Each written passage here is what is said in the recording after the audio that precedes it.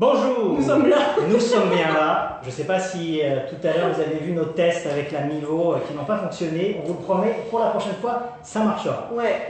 Frédéric Guarineau, bien heureux de vous accueillir pour ce deuxième épisode des Déchiffreurs. Je suis avec Catherine Matisse. Bonjour Catherine. Bonjour! Avec Sébastien Provencher. Bonjour Sébastien. Bonjour. Heureux de vous retrouver. Absolument. Voilà, on a été très contents du premier épisode. Je pense qu'on a eu plusieurs centaines de vues. On veut vous accompagner comme ça. Une fois de temps en temps, on n'a pas fixé encore exactement la fréquence, mais on veut accompagner vos lunchs avec un petit peu de déchiffrage de nos sociétés et comment finalement le numérique vient un petit peu chambouler tout ça. Alors aujourd'hui, un petit peu dans le droit fil de ce qu'on a fait la dernière fois, on va prendre un cadre assez global et on se pose la question suivante. Est-ce que nos sociétés du XXIe siècle vivent encore finalement dans un cadre réglementaire et juridique du 19e ou du début du 20e, si on veut être un petit peu plus gentil. On va prendre trois exemples. Catherine va commencer, va nous parler des interrogations sur finalement ce qui constitue ou non un média. Il y a eu beaucoup d'articles intéressants depuis 10 jours, 2 semaines, à peu près au moment où on a fait le premier épisode. C'est intéressant de voir qu'on a, je pense, gratté. C'est grâce à nous, hein? C'est un peu grâce à nous. On a gratté quelque chose d'intéressant. Et Sébastien ensuite va un petit peu éclaircir le débat sur les voitures autonomes Uber qui ont démarré un premier test dans la ville américaine de Pittsburgh. Et moi je vais finir par parler de Spotify qui, dixit la HSBC, échapperait aux statistiques économiques et en fait la dématérialisation et ce que ça induit finalement dans l'économétrie. Donc voilà, un programme assez dense, mais on va essayer de le garder sur 1 heure comme la dernière fois. Et je vais laisser Catherine démarrer pour nous parler de toutes ces interrogations sur le média, qu'est-ce qui le constitue. Vaste programme. En fait, je suis tombée sur un article, le premier, qui m'a éveillée à cette question-là, plus précisément dans les derniers jours. C'est un article de Paul Farby qui, oui, je suis comme en duplex avec moi-même, c'est formidable. Donc, c'est celui qui couvre l'actualité médiatique pour le Washington Post. Il a écrit, non pas un article, mais une espèce de lettre ouverte au lectorat du Washington Post qui met, je crois, le doigt sur un malaise grandissant. Et Frédéric, tu le disais, on ne sait plus ce qu'est un média en 2016. Ce n'est pas clair. On n'arrive plus à le définir, on n'arrive plus à voir de quoi on parle exactement, qui l'est, qui ne l'est pas, etc. Et écoutez, je vais vous lire le titre de son article, de sa lettre ouverte qui est très évocatrice. Dear readers, donc chers lecteurs, please stop calling us the media. S'il vous plaît, arrêtez de nous appeler les médias. There is no such thing. Ça n'existe pas. Donc, je trouvais que ça commençait bien. Alors, en gros, il écrit cette lettre ouverte, comme le titre le dit, en implorant le lectorat du Washington Post d'arrêter d'appeler le journal les médias, d'englober le journal dans ce qu'on appelle les médias, parce que ça ne veut plus rien dire. Et il dit, nous sommes un genre de médias, bien sûr, mais pas dans le sens où le grand public utilise le terme. C'est devenu complètement galvaudé, complètement imprécis, beaucoup trop générique. Et voilà, essentiellement, le terme ne veut plus rien dire. Ça crée tellement de confusion, en fait, que ça va même jusqu'à nuire le concept ou le travail des journalistes et des médias qui, donc, se réclament de ce genre-là. Il fait référence, donc il parle de quelque chose de très concret. Il fait référence à 2 sondages qui sont parus dans les derniers jours, dans la dernière semaine même, et qui sont extrêmement révélateurs. Premier sondage, celui de Gallup, donc, grande maison, oui, voilà, publié la semaine dernière. Les médias sont tombés au niveau de confiance le plus bas dans l'histoire de ce sondage-là sur la confiance des Américains envers les institutions. C'est pas rien. Et c'est pas rassurant. C'est pas rassurant. Et ça, c'est juste un sondage. Il y en a un deuxième qui corrobore exactement la même chose, donc publié mercredi, cette fois-ci par NBC et le Wall Street Journal, où on demande de classer, si vous voulez, les activités, les institutions qu'on qualifie de défavorables. Eh bien, les médias, ce que ça veut dire, se classent juste au-dessus de Vladimir Poutine, dans, encore une fois, l'imaginaire américain. Donc, ce que se demande, Paul Farhi, donc dans le Washington Post, article dont je vous parlais tout à l'heure, est-ce que la confusion autour du terme les médias entraîne nécessairement un malaise? Et est-ce que ce malaise-là ne se transpose pas finalement dans une certaine animosité? Parce que quand le public utilise le terme média, ça englobe tout. Ce qu'on lit, ce qu'on entend, ce qu'on voit. Et souvent, on retient ce qui nous a irrités. Choqué. Oui, exactement. Ce qui nous a dérangés. Donc, c'est pour ça que Paul Farhi parle d'une connotation très, très négative quand on parle, justement, des médias. Et il dit, vous savez quoi? Arrêtez d'utiliser ce terme-là, ça n'existe pas. C'est une construction fourre-tout qui ne veut plus rien dire, parce que ça englobe quoi? Ça englobe les magazines, les journaux, mais aussi les blogs, les réseaux sociaux, la télé, la radio. Tout ça, c'est un peu les médias, et tout ça, ce n'est pas tout à fait les médias. Et d'ailleurs, effectivement, on parle de réseaux sociaux, mais tu te souviens, il n'y a pas longtemps, on parlait de médias sociaux aussi. C'est ça. Oui, voilà, effectivement. D'ailleurs, parlant de réseaux et de médias sociaux, je participais à la conférence des radiodiffuseurs publics qui a eu lieu à Montréal dans les 10 derniers jours, si mon souvenir est bon. Là, il se passe tellement de choses dans une journée. Et on a posé la question. Google et Facebook étaient présents, donc des intervenants de ces deux entreprises-là étaient présents, et on leur demandait, êtes-vous un média? Alors, réponse très intéressante. Google dit, bien sûr, nous sommes un média, nous diffusons du contenu. Intéressant. Et Facebook répond, bien sûr que non, nous ne sommes pas un média, nous ne créons pas de contenu. Aïe, aïe, aïe. Comprenez-vous que quand les entreprises sont elles-mêmes mêlées dans leur rôle face à une production, une diffusion médiatique, le grand public, effectivement, peut l'être aussi. Et autre article intéressant d'ailleurs que je vais vous mettre tout ça là, sur notre page Le Déchiffreur, Emily Bell, donc grande chercheure à Columbia, qui se penche beaucoup sur ces questions de médias, de réseaux sociaux, écrivait cette semaine que, par rapport à Facebook, Facebook a été entraîné quelque part où il n'a jamais voulu aller.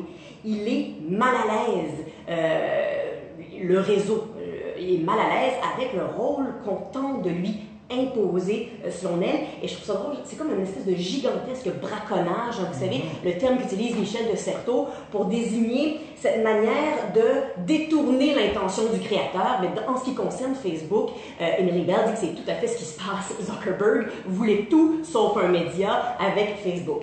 Fin de la parenthèse. Donc si, je le mentionnais tantôt, les entreprises sont à ce point confuses par rapport à leur rôle, imaginez le public qui s'abreuve à toutes sortes de sources. Et d'ailleurs, Paul Farhi dit quelque chose d'intéressant. Il dit appelez ça justement des sources d'information plutôt que des médias, parce que appeler toutes vos sources des médias équivaut à appeler tous les organismes qui vivent dans l'océan des poissons. Non seulement c'est incroyablement réducteur, mais en plus c'est faux, c'est mensonger. Donc on parle source. Oui, des sources d'information. Des Sources sources d'information. Parce que les médias, bien évidemment, ce n'est pas un groupe homogène. En fait, ce que Paul Farhi dit, c'est qu'un même journal n'est même pas un groupe homogène. Dans un même journal, les éditorialistes, les chroniqueurs, les blogueurs vont souvent aller dans des directions complètement différentes. Et d'ailleurs, petite parenthèse, il y a une équipe éditoriale à Facebook, on l'a appris un peu de la mauvaise manière. Si, justement... Oui, parce qu'ils ont perdu sur leur emploi. Oui, effectivement, mais on a su donc que ça jouait un petit peu sur le fil d'actualité.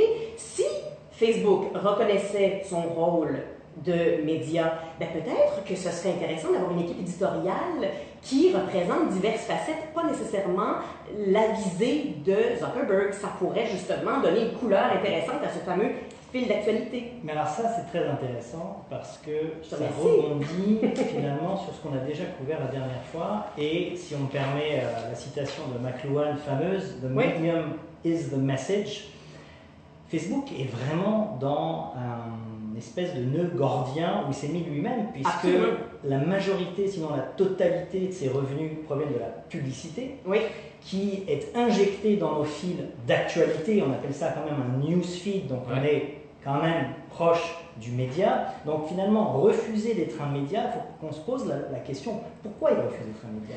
Mais moi j'ai une idée là-dessus, parce que... Une hypothèse. Une hypothèse qui est très Wall Street. Hein, Et c'est sûrement la clé. Oui, c'est la clé. Parce que Facebook étant une compagnie de technologie basée à San Francisco, elle est valorisée sur, oui, sa croissance publicitaire, mais elle est valorisée aussi sur le fait que c'est une plateforme. C'est une plateforme internationale qui est agnostique du contenu. C'est ça.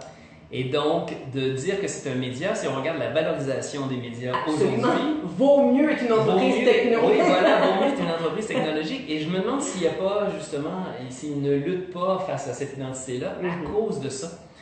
Parce qu'en bourse, on doit dire, Facebook, je l'ai mentionné, je pense, il y a quelques semaines, Facebook le vend dans les voiles grâce à leurs revenus publicitaires. Mais c'est des revenus publicitaires qui, auparavant, on l'a vu passer dans des dialogues cette semaine, c'est des revenus qui allaient aux journaux, c'est des revenus qui allaient aux annuaires, à la télé locale, à la radio locale. Donc, on retrouve beaucoup ce contenu publicitaire là, maintenant sur Facebook et sur Google. C'est très intéressant parce qu'encore une fois, moi j'essaie à chaque fois de porter un petit peu le chapeau de l'historien.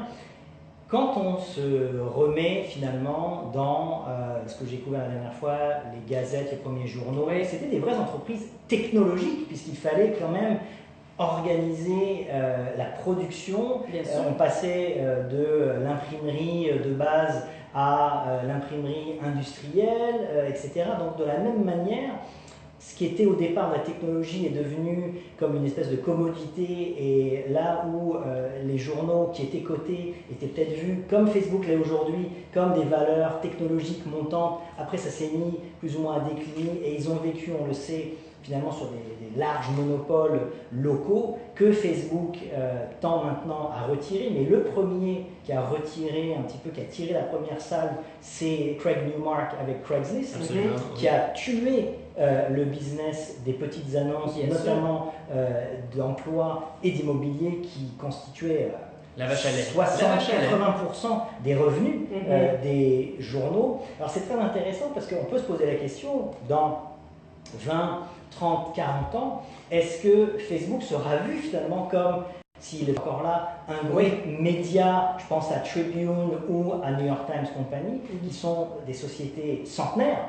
Et avec plein de tentacules. Avec plein de tentacules, mais qui sont valorisés, comme le dit Sébastien, comme des médias, donc avec des multiples par rapport à leur EBITDA ou leurs revenus inférieurs aux entreprises technologiques de croissance. Donc, est-ce qu'on n'est pas à chaque fois dans un même cycle? Qu'est-ce que vous en pensez, Sébastien et Catherine? Écoutez, c'est sûr qu'éventuellement, Facebook n'aura pas le choix de reconnaître son rôle. Et c'est un peu comme Émilie Bell. Son rôle de diffuseur. Exactement. Cette semaine, j'ai une collègue de Radio-Canada qui faisait remarquer que tous les radiodiffuseurs privés ou publics diffusaient le débat Clinton-Trump sur Facebook. C'est ça. C'est essentiel en 2016 de le faire. Pourquoi? Parce que 44% des utilisateurs américains s'informent à même la plateforme. Et 44% des utilisateurs américains, c'est 70% des utilisateurs, mais c'est 44% de la population totale. C'est presque la moitié de la population américaine qui s'informe à même... 150-175 millions. Vous imaginez? Ça fait du monde. Alors, on n'a plus le choix. On n'a plus le choix que d'y être. On n'a plus le choix. Ce serait comme ne pas publier de journal cette journée-là. Mais j'ai une autre hypothèse pendant qu'on y parle. Je me demande aussi, vous savez, si on veut avoir un média de référence, appelons-le comme ça. Radio-Canada, le New York Times, le Globe and Mail. On appelle souvent traditionnel. Je dirais même référence au niveau de sa renommée, de son contenu, de son travail éditorial, de sa rigueur éditoriale, effectivement. C'est beaucoup de travail. C'est beaucoup de travail. Les gens s'imaginent que les nouvelles arrivent comme ça dans leurs journaux, mais il y a beaucoup de gens en arrière qui s'assurent que la nouvelle, elle est juste, elle est bonne, elle est correcte. Peut-être que Facebook, ils n'ont pas du tout envie d'être dans ce métier-là. Ils n'ont peut-être pas envie d'être dans un métier de rédacteur en chef. Donc de reviseur, de curateur, parce que c'est impossible. C'est pas très rentable. Non plus. Quoique là, ça serait intéressant de voir avec les intelligences artificielles, le machine learning, des choses comme ça, mais ça c'est un autre sujet. Mais tu as tout à fait raison, parce que on peut se souvenir, il y en a eu plusieurs, des cas récents. Twitter a été dans le même bain d'eau chaude, si j'ose dire, où il y a eu des tentatives de censure de certains gouvernements dictatoriaux pour de la diffusion d'informations sur Facebook. Et là, Facebook s'est retrouvé dans justement cette posture. Est-ce qu'on est juste une plateforme? Est-ce qu'on intervient ou pas sur le contenu? On a tous vu la polémique autour de la photo de la guerre du Vietnam qui a été publiée, dépubliée, republiée. Il y a eu cet aller-retour, etc. Ce qui a provoqué, je pense, en partie les questionnements que tu nous rapportes de Paul Farhi et des autres. Bien sûr. C'est une posture qui est compliquée pour eux, qui est liée effectivement aux multiples de l'action sur Wall Street, mais aussi peut-être à l'ADN de la compagnie. Oui, bien sûr. Ce n'est pas un média dit traditionnel avec des racines profondes sur l'éditorialisation entre guillemets du monde. Pas du tout. Il faut même se souvenir qu'au départ, Facebook s'appelle Facebook simplement pour traduire une réalité dans les universités américaines et la mise en relation d'étudiants les uns avec les autres. On est loin du média. Oui, absolument. On est très loin du média. Absolument. Tantôt, tu parlais de la valorisation des entreprises, justement, et ça pourrait être une clé pour comprendre la raison pour laquelle Facebook ne veut pas se défend d'être un média. J'ai peut-être une autre raison. Dans le même sondage Gallup que j'évoquais tantôt, il y avait cet aspect de la confiance envers les autorités qui était également abordé. Et que dans les 10 dernières années, et postulons que les médias sont une autorité, entre guillemets, dans la société. Par là, je veux dire une institution comme une autre qui a un certain pouvoir et une influence sur les rouages de la société. Donc, les médias ont perdu la confiance du public, mais au même titre que la plupart des autres autorités, entre guillemets, ce sont les termes utilisés dans le sondage Gallup. Et là, je parle, par exemple, des banques, même de la Cour suprême, du système médical, des églises, etc. Aux États-Unis, moins de la moitié des Américains font confiance dans ces autorités-là, si vous me permettez. Dans les institutions traditionnelles. Si vous voulez, bon, si on place les médias là-dedans, mais donc tout ça a dégringolé dans la dernière décennie. Alors ça peut bien sûr jouer ça. Si j'étais Mark Zuckerberg, effectivement, je verrais cet état de fait-là. J'aurais pas nécessairement envie, non seulement pour ma valorisation, mais également pour la confiance du public envers une plateforme que je veux essayer de faire grandir. J'aurais pas envie de porter ce nom-là, même si il a toutes les allures de ça. Mais effectivement, il y a une lente perte de confiance dans les autorités, on pourrait même dire jusqu'à un certain point dans l'élitisme, et tout ça converge vers une espèce de sentiment malaise de Zuckerberg et de Facebook envers ce monde médiatique. Parce que vraiment, et c'est pas juste aux États-Unis, évidemment le sondage Gallup s'intéresse beaucoup aux États-Unis, mais il y a un rapport des Nations Unies qui dit essentiellement la même chose, que dans les sociétés occidentales depuis les années 60, le niveau de confiance envers les institutions dégringole. On a de moins en moins de liens de confiance. Et évidemment, ça ne se fait pas au même rythme ni de la même manière partout, là, bien évidemment, mais ça peut être une pièce d'explication, j'ai l'impression, à rajouter au puzzle de la chute, de la déchéance des médias et de cette espèce de distance que prennent les plateformes technologiques face à ce fameux terme-là et à son rôle, finalement. Et là, on a un commentaire très intéressant de mon ami Xavier Cani, qui était là la dernière fois. On te remercie, Xavier, d'être là. Il est en Californie, il nous regarde, je crois, de San Diego. Et Xavier dit tout à fait justement qu'en français, je te cite Xavier, un média, c'est un système de distribution, de diffusion. Une disquette, c'est aussi un média. Et ça, c'est très intéressant si on s'intéresse à la sémantique, parce que peut-être que finalement, le problème, c'est la galvaudisation, comme tu disais, du terme. Et est-ce qu'il n'est pas temps, et là je rebondis sur le thème général, est-ce qu'on ne vit pas avec un cadre finalement qui est antédiluvien ou qui est trop obsolète finalement par rapport à la réalité? Parce que le terme même de média, mais qui n'est plus approprié, ne devrait pas être remplacé par plateforme, par exemple. Puisque on le sait, on le pratique tous, on est là sur la plateforme elle-même. Ce qui fait la force principale, de mon point de vue, de Facebook, c'est justement l'interaction, le commentaire, etc. C'est intéressant, parce que tu me fais penser à un billet de blog que j'ai écrit il y a très longtemps, il y a presque 10 ans, où je disais... Ressors-le. Je disais, en fait, j'avais commencé à bloguer depuis une année et j'ai découvert en fait que j'étais un média.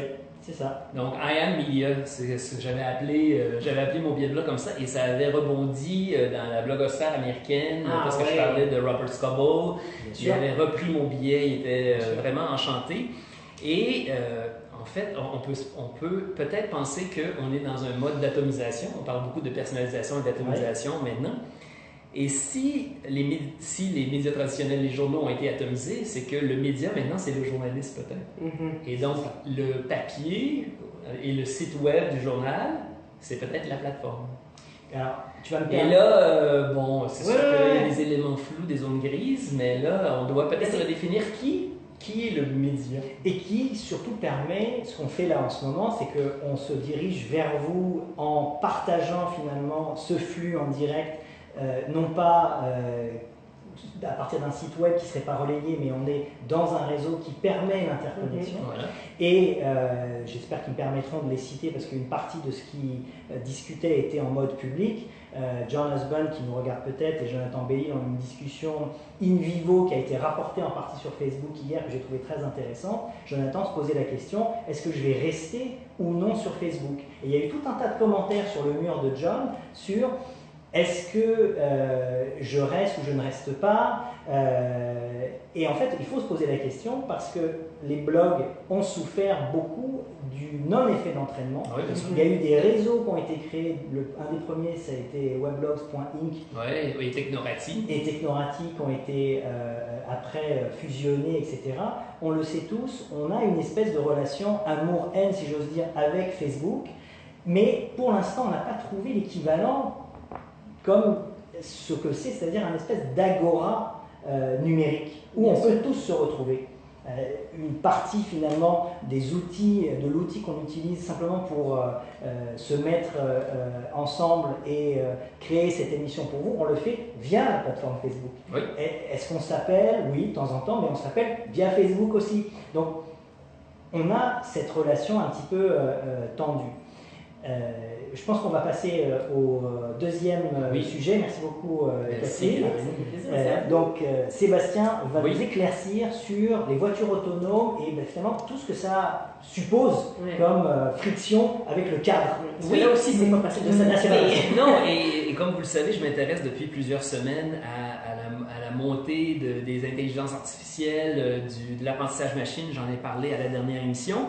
Et évidemment, les voitures autonomes, donc des voitures qui se conduisent elles-mêmes, c'est de l'intelligence artificielle. Et donc, il y a quelques semaines, Uber a effectivement annoncé un premier test de voiture autonome à Pittsburgh. Et le journaliste du New York Times, dans un article récemment, a essayé cette voiture autonome. Et donc, j'étais curieux de vous relayer un peu ses premières impressions parce que c'est des Ford Fusion qui ont été modifiés par les gens de Uber. En fait, ce qu'il faut savoir, c'est que Pittsburgh a des universités qui sont réputées dans ce domaine-là. Donc, premier maillage avec la société. Pittsburgh est dans cet environnement-là de voitures autonomes. Donc, ils ont ouvert leur bureau de recherche et développement à Pittsburgh. Je parle d'Uber, évidemment. Et donc, on peut voir déjà le premier lien avec la société. Donc, évidemment, Pittsburgh, voulant encourager ses emplois, mais aussi ce que les chercheurs font, permettent à la société américaine de faire leurs tests. Donc, le journaliste a essayé cette voiture-là qui est équipée de 20 caméras, d'un système de détection laser 360, et chaque voiture vient avec un ingénieur, ils appellent ça un safety engineer, donc un ingénieur de sécurité, qui, en tout temps, a un gros bouton qui permet d'arrêter et de reprendre le contrôle de la voiture. Et le passager, lui aussi, a un bouton qui lui permet de signaler à l'ingénieur qu'il ne se sent pas à l'aise dans la voiture et, s'il vous plaît, reprendre le contrôle ou même arrêter la voiture, tout simplement. Donc l'ingénieur, que je comprends, il est derrière le volant. Oui. Mais il ne conduit pas. Donc il croise les bras comme dans une Tesla. Il conduit à certains moments parce qu'il y a des endroits où la voiture autonome est un peu trouve que c'est ambigu, elle se fait croiser le chemin par ça veut dire que l'ingénieur doit toujours être alerte. Oui, absolument. Et d'ailleurs, le cadre réglementaire, je vais vous en parler un peu plus tard, mais le cadre réglementaire aujourd'hui demande très souvent d'avoir un conducteur qui a un permis de conduire dans une voiture autonome. Donc aujourd'hui, on n'est Ça pas... peut paraître banal, Ouais. effectivement. Et donc, toujours est-il que ce journaliste a été dans une voiture pendant 1 heure à Pittsburgh, a adoré son expérience, il ne s'est jamais senti en danger. Quoi qu'au Nous Canada. sommes de retour. C'est pas facile, C'est Facebook. pas facile Facebook, mais je pense qu'il y a un opérateur mobile qu'on ne nommera pas qui est Non, on à la tâche. Voilà. Bon, donc Sébastien, tu nous parlais du cadre législatif Oui. qui est en train d'être modifié finalement Oui. par le Et gouvernement américain. Et qui... Vas-y, vas-y. Et donc- Les aléas du direct. Nous interrompons ce programme. Justement, donc, pour permettre de créer un terrain qui va permettre l'innovation. Le gouvernement, il voit son compte dans tout ça parce que le gouvernement est convaincu qu'on va sauver des vies grâce aux voitures autonomes. C'est le principal argument. Oui, c'est le principal Ben argument. oui. Et donc, en fait, ça nous permet d'avoir une conversation sur le rôle du gouvernement dans l'innovation, le rôle du gouvernement dans les nouvelles technologies et dans les réflexions autour des nouvelles technologies. Et récemment, donc, il y a eu une entrevue dans le magazine Quartz, donc le magazine en ligne Quartz, avec Steve Fuller, qui est un philosophe à l'université de Warwick, Oui. et qui disait justement, le problème c'est que les gouvernements pensent que tous ces nouveaux trucs, l'intelligence artificielle, les voitures autonomes, les fusées, que c'est de la science-fiction. Ouais. Alors Et ça qu'en les fait, concerne alors qu'on y pas. est. alors qu'on y est. On y est. Et donc, il faut y réfléchir dès aujourd'hui. Le message de ce philosophe, c'est je suis un techno-optimiste. Donc, contrairement à Eugénie Morozov, qui lui est un peu plus moreuse. Oh, elle est bonne! Pardon. Excusez-moi. Non, non, elle est pas bonne. Et donc, lui est un techno-optimiste. Je mettrai le lien tout à l'heure, son entrevue, c'est vraiment génial. Mais il dit au gouvernement, aux autorités, il faut réfléchir à ça dès maintenant, tout de suite. Mais ce qui est drôle dans tout ça, c'est que ça fait longtemps que le gouvernement, en tout cas aux États-Unis, est impliqué dans l'innovation. Je suis en train en ce moment d'enseigner un cours à l'UQAM sur l'histoire des technologies et on est en train de voir ces semaines-ci justement l'avènement des supercalculateurs, des premiers ordinateurs, etc. C'était une commande de l'État qui finançait ce genre de recherche à travers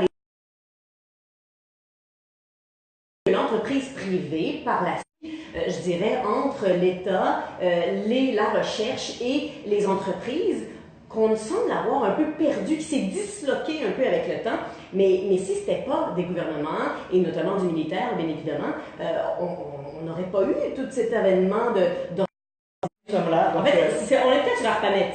C'est peut-être ça le problème. je sais pas. Non, mais c'est intéressant ton point parce que ça repose aussi la vraie question là aussi du cadre.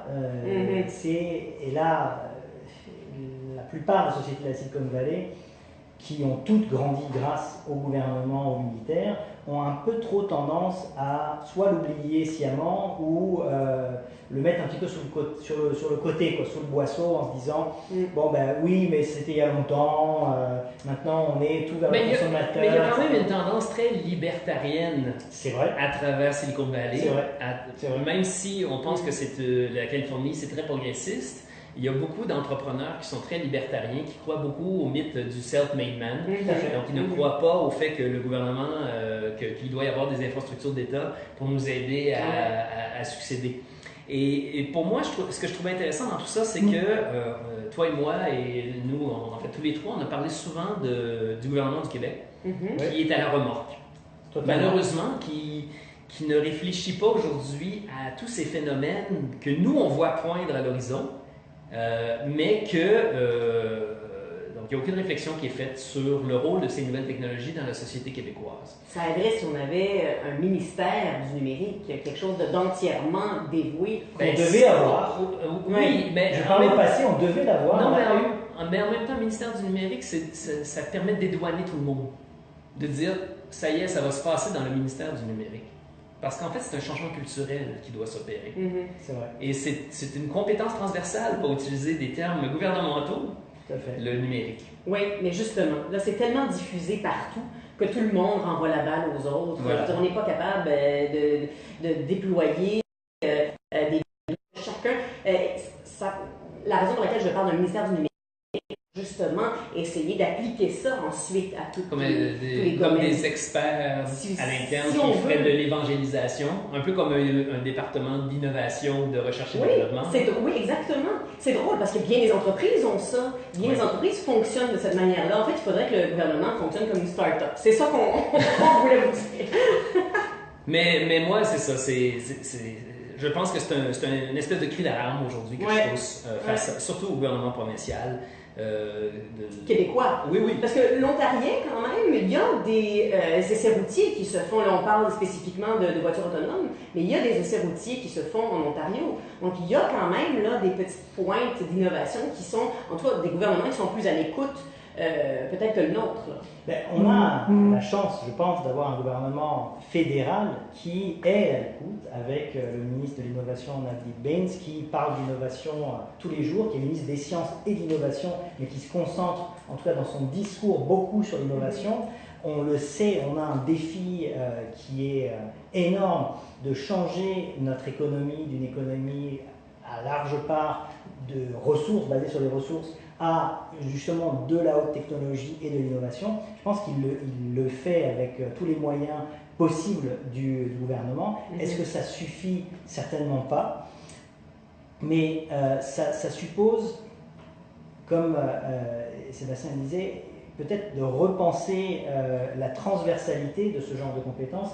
Et je ne sais pas si Francis Gosselin, qui parle souvent sur Facebook et avec moi de ces sujets sur l'innovation, nous écoute. En tout cas, je vais lui envoyer le lien de cette deuxième partie de l'émission et je pense qu'il sera intéressé de la commenter parce que l'innovation, ça ne se décrète pas. Non, bien sûr. Il y a, comme on le sait tous, un terreau qui doit être entretenu. Il y a un cadre. Et il y a un cadre. Oui. Et il y a des stakeholders, il y a des gens qui participent. Et effectivement, il y a une émergence à travers ce cadre-là. Et on le sait, pour reparler de Uber et finalement du transport personnel, que ici au Québec, on vit avec en ce moment des tensions assez rudes entre Uber, le public qui plébiscite Uber et les taxis qui, là pour le coup, c'est même pas le 19e, c'est le 16e siècle le cadre, vu que le mot taxi vient du nom de famille de von Thurn und Taxis, qui a été la première famille en Allemagne à avoir le monopole, parce que c'était un monopole du transport. Donc là, on parle quand même d'un cadre, pour le coup, qui n'est pas du tout celui du 21e siècle, qu'on a laissé finalement prospérer, entre guillemets, jusqu'à nos jours. Est-ce que c'est le plus idéal? Je ne le pense pas. Je vais passer à la dernière partie. Donc, cède-toi la parole. Je me cède moi-même la parole. Merci Catherine. Et donc, je voulais vous parler de l'incidence économétrique de Spotify et finalement de l'économie dématérialisée. Sylvain Carle, lui aussi, va nous écouter. Il y a eu une discussion très intéressante sur son mur qui a été reprise en partie aussi par Mario Asselin. À propos de la disque. Exactement. Et c'était très intéressant parce que finalement tout le monde se posait la question sur ce billet. Pourquoi est-ce qu'on essaie encore en 2016, bientôt 2017, de en gros vendre des CD physiques parce que finalement, tout est lié à ça dans notre système, que ce soit le système d'aide au Canada, que ce soit finalement, et là c'est le billet de Business Insider que je vais rajouter comme lien, qui en parle, la dématérialisation nous enlèverait-elle, point d'interrogation, le data pour finalement rendre compte des échanges économiques. Et HSBC donc, a mené une enquête, entre guillemets. Il y a un analyste qui s'appelle James Pomeroy, qui est interviewé par Business Insider, qui en parle, et il donne l'exemple de Spotify, donc, qui est une société basée en Suède, qui vend un abonnement d'accès à la musique à quelqu'un qui se trouve en Angleterre.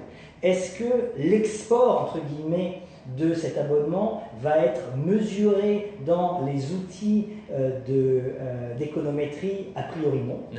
Donc là, c'est une part d'échange économique qui n'est pas tracée. Est-ce que ça va être ramené dans le produit intérieur brut de la Suède? A priori non. Donc il faut se poser la Et question. là, tu parles même pas des taxes, des parle... impôts, là, non, qui est quand même un sujet très chaud. On va y venir parce que qui dit Spotify dit Netflix et Netflix ne charge pas les taxes. Ah ouais, non, mais attends, si tu dis Netflix, tu parles en plus de souveraineté culturelle. Donc là, tu t'en vas dans. Tu empiles les dossiers. J'empile les dossiers. Lui, spécial 4 heures des voilà. Non, on va couvrir ça de façon un petit peu. Mon téléphone intelligent, il ne reste qu'une barre à ma pile. On remercie Samsung d'avoir des batteries qui durent. Mais tout ça pour dire que. Et ne prennent pas feu. Que l'exemple qui est donné, c'est que ce même consommateur qui auparavant achetait des CD physiques, donc il y avait effectivement des produits physiques qui étaient échangés et qui étaient donc traçables. Dans le monde dématérialisé, ça l'est moins. Donc on donne l'exemple de cet abonnement qui finalement remplace quelqu'un qui pouvait dépenser jusqu'à 30 pounds sur sa consommation culturelle de musique. Ben là maintenant on va payer 12,99 pounds par mois. Le papier de Pomeroy dit peut-être qu'en fait le calcul qu'il faut faire, c'est que ce consommateur, comme il dépensait 30, maintenant il dépense 12,99, lui-même il fait un gain de près de 17 pounds finalement. Mais tout ça, ce n'est pas récupéré dans les données économétriques. Mais on rajoute une couche supplémentaire, les artistes, dans tout ça, qui gagnent beaucoup moins bien leur vie. Et en fait, je voyais quelqu'un qui parlait je ne sais pas s'il parlait de Spotify ou quelque chose comme ça. Moi, j'avais écrit un billet de blog il y a un an qui s'intitulait justement Le malaise Spotify. Parce que moi, j'ai un malaise face à ces outils-là. Malgré le fait que comme consommateur, j'aimerais bien les utiliser, je ne peux pas, en bonne conscience. Et donc, en fait, de refuser d'utiliser ça, c'est pas moi qui ai dit ça, j'ai vu ça, un de mes amis, d'acheter des disques. Encore aujourd'hui, des disques physiques, c'est un geste politique. Oui, tout à fait. Donc, il y a un geste de société quand on décide de... Une conscience. Et Martine Pagé nous dit, oui, on pense aux artistes. Oui. On y pense, Martine, ne t'inquiète pas. Oui, exactement.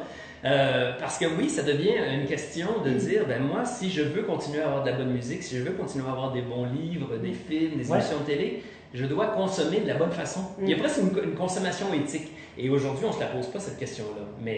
Et c'est correct d'avoir aussi des systèmes comme Spotify. C'est correct d'avoir des consommateurs qui ne se posent pas de questions. Non, c'est pas nouveau. Je on se posait la question avec Napster. Mais on se posait la question avec le thon qui était pêché avec les dauphins et des trucs comme ça il y a 20 ans. Donc on se pose toujours ces questions d'éthique. Mais pour revenir au... moi je suis rendu au dauphin. Au dauphin, là, j'ai rendu loin. Pour revenir au début, c'est que en fait, la question centrale qu'on essaie de couvrir aujourd'hui, c'est est-ce que les cadres actuels, que ce soit des cadres législatifs, réglementaires, de soutien, est-ce qu'ils sont... Ça met en danger tout ce système-là. En ce moment, il y a des discussions qui sont menées autour de Netflix, d'Amazon et des pays comme le Canada, la France, qui... ont des systèmes de soutien qui sont basés sur les anciens cadres finalement de consommation, les places de cinéma, etc. Il faut se dire quand est-ce qu'on va adapter finalement nos cadres. Et ce que je trouve intéressant, c'est que on revient donc aux besoins des gouvernements, des instances réglementaires de réguler. Non, mais de réfléchir en amont sur les impacts. Oui. Plutôt qu'après. Parce que là, on se pose des questions, c'est en mode urgence. Et réfléchir en mode urgence... Si tu me permets, là, c'est vœux pieux. Non, mais nous sommes des leaders d'opinion. Oui. Nous exprimons nos opinions et nous sommes des citoyens engagés aussi. Donc, c'est important pour nous de communiquer ces désirs face aux gens qui nous gouvernent. Et on peut reparler de la façon, pour le moins hasardeuse, dont le gouvernement de la province mène sa consultation numérique, par exemple. Je pose la question. Est-ce que là, on est dans un vrai cadre du 21e siècle? Ou est-ce qu'on n'a pas utilisé des moyens actuels, mais finalement pour mener les choses comme on les aurait fait en 1910? Et je suis poli. Enfin. On ne pourra pas répondre à toutes ces interrogations aujourd'hui, parce que... Je trouve ça drôle parce que toutes ces questions-là ont été posées. Je repensais au mythe de Prométhée. Sortons Platon, pourquoi pas. Parce que, justement, hein, c'est le problème d'Épiméthée, de Prométhée, là. Donc, penser avant, penser après. Oui. Malheureusement, c'est celui qui pense après qui a distribué les talents, les attributs à toutes les races et qui a oublié l'homme. Donc, celui qui pense avant a dû un peu rattraper l'affaire. Mais j'ai l'impression qu'on est un peu dans le même problème, c'est-à-dire qu'on distribue un peu l'argent, en fait, tous les montants, les enveloppes, sans nécessairement réfléchir. On réfléchit après, finalement. Évidemment, après ça, on essaie de pallier aux problèmes qui ont été entraînés par ce genre de précipitation-là. Mais c'est un peu dommage qu'on soit toujours en train de fonctionner comme ça. J'adore ce que tu dis, mais j'ai l'impression qu'on entend ça depuis tellement longtemps et qu'on prêche un peu dans le désert. Mais j'ai quand même une impression qu'on est dans un changement structurel important et culturel important, et cette culture va être adoptée au fur et à mesure que la nouvelle génération arrive au pouvoir. Oui. Moi, je pense que c'est un changement générationnel qu'on est en train de vivre, que c'est trop difficile, si tu n'es pas un natif du numérique, de comprendre dans lequel... Même moi qui baigne dans le numérique, hein, je peine à rester au courant. Et, je pense que la dernière fois, j'ai plein de collègues qui sont complètement décrochés. Sur vos deux discours, je pense que, encore une fois, c'est un thème qu'on a abordé en partie la dernière fois, mais vous verrez, il y a un peu un fil rouge quand même à chaque fois. On privilégie l'urgence, on privilégie la réflexion très court terme versus le temps long. Oui. Et c'est un petit peu justement de poser le cadre un peu plus macro. Oui, exact. Et ça manque énormément. Voilà. En tout cas, c'est un petit peu pour ça qu'on l'a fait au départ. Et je pose la question à nos gouvernants, au-delà du parler très bureaucratique, hein, parce qu'il faut quand même lire les quelques pages de présentation de la stratégie du plan numérique. Là, on est dans la bureaucratie totale au niveau du discours, qui se pose les questions macro. Là, on vient de traiter de trois problèmes qui sont connexes, qui nous concernent tous les jours. J'ai l'impression, je suis d'accord avec toi sur le fait qu'une nouvelle génération va, on peut l'espérer, changer le cadre, mais est-ce qu'elle en aura les moyens? Parce qu'il ne faut pas oublier aussi qu'on vit dans une démocratie qui est bâtie sur des institutions, là aussi, du 19e siècle. On va fêter le 150e anniversaire de la Confédération canadienne, tout n'est pas réglé, on le sait. Ça pose aussi les questions fondamentales de la façon dont la démocratie représentative au XXIe siècle fonctionne. On le voit, pour boucler sur ce qu'on a vu cette semaine avec le débat entre Trump, qui est une star de la reality TV, qui s'est hissé jusqu'à être le candidat d'un des partis principaux aux États-Unis. Ça, c'est quand même la force des médias. T'as vu ce que Jerry Springer a écrit? Et on revient aux médias. Hey, non, mais bien sûr, mais tout est bouclé. c'est ma façon de faire le petit fil. Le petit fil de la fin. Mais j'aime bien parce que là, on est dans une bulle médiatique, un succès médiatique avec Trump, qui vient poser un énorme challenge à l'institution démocratique représentative. À plusieurs institutions. Plein d'institutions. Oui. Et qui finalement récupère cette information et va essayer d'acter le changement, la question est posée. Et on le sait tous, la candidate Clinton, elle a énormément d'atouts. Le fait de penser l'avenir, j'en doute. Hein, et là aussi, je reste... Mais je continue à dire que c'est générationnel. C'est générationnel, on est d'accord. Et là aussi, c'est une ancienne que certains qui me connaissent personnellement savent que je répète depuis 30 ans. On a une génération, les baby boomers, qui est tellement auto-centrée qu'ils n'arrivent pas à penser l'avenir de mon point de vue. Oui, ça c'est ton point de vue que tu défends depuis longtemps. Je le défends depuis longtemps. Voilà. Bon, on va vous remercier. Je pense que ça clôt notre débat qui était très intéressant encore une fois aujourd'hui. Poursuivons sur les réseaux sociaux. J'espère que vous avez aimé nos différents sujets. On va poursuivre dans quelques semaines. Voilà. Avec moins de problèmes techniques. Oui, on va encore travailler la technique parce que premier épisode, bon contenu, Je vous souhaite une belle journée, une belle semaine. Merci d'être là. Merci d'être là et à très bientôt. À bientôt.